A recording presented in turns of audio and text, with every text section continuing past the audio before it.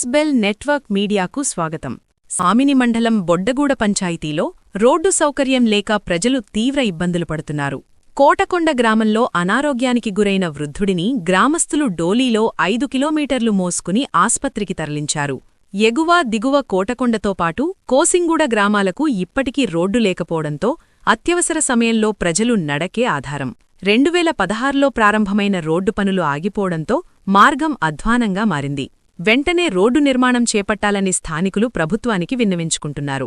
అందరికీ నమస్కారం. నా పేరు పాలక నరేష్.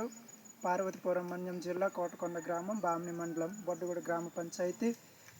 కాంగ్మన్గూడ జంక్షన్ నుండి కోటకొండ వరకు సుమారుగా గత 5 సంవత్సరము క్రిందట ఈ రోడ్డు అయ్యింది. అయినప్పటికీ ఇప్పుడు వరకు ఇంకా మాకు రోడ్డు సౌకర్యాలు అన్నది మాకు ఎవరు పెద్ద పై అధికారులను ఇంతవరకు మాకు ఏది కల్పించలేదు. కావున ఇందుకు మా గ్రామంలో ఎటువంటి సమస్యలు వచ్చినా కానీ, బాధ వచ్చినా కానీ ఇలాగా దోణి కట్టుకుంటూ ఇలాగ మోసుకుంటూ తీసుకెళ్ళవలసి వస్తుంది. చూస్తే బామిని నుంచి కోటకొండ నుంచి బామిని చూస్తే సుమారుగా 10 కిలోమీటర్లు 6-7 కిలోమీటర్లు వస్తుంది. మా సమస్యని అర్థం చేసుకుంటారని పై అధికారులను తెలియచేస్తూ ఈ చిన్ని మాటలతో ముగిస్తున్నాము.